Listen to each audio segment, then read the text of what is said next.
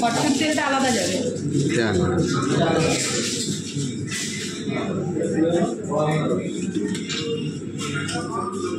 এই যে কাগজটা আছে, যে মানে বোতলের যে কাগজটা, এটাও আলাদা যাবে।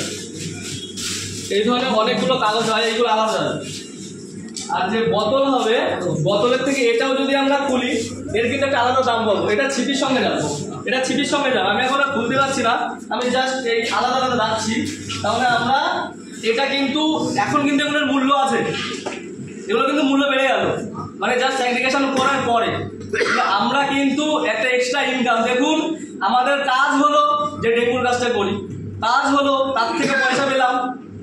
আমি যে স্যার যেটা বলছিলেন যে মানবিকভাবে স্যারের আবেদন ছিল যে মাটিকে, স্যার ইংলিশে একটা কথা বলতো আগে, বলে দি ল্যান্ড, দি মানে হচ্ছে টি আর ল্যান্ড মানে মাটি।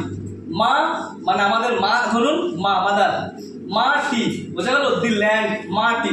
তাহলে আমি ওই ল্যান্ড বা মাটিকে আমি সুরক্ষিত করলাম, সেখান থেকে গাছ ভালো হবে, আমফানে ওই যে মানে এ হবে না, অক্সিজেন পাবো। আমরা নিচ্ছি কিন্তু পরিবেশ থেকে, কিন্তু কিছু দিতে পারছি না। এটা কিন্তু আমরা দেওয়ার একটা সময় আছে, একটা অপরচুনিটি আছে। তার থেকে কি আমাদের গিভ অ্যান্ড টেক, আমাদের লাভ হবে, কিন্তু এখান থেকে আমরা এক্সট্রা উপার্জনও পাবো।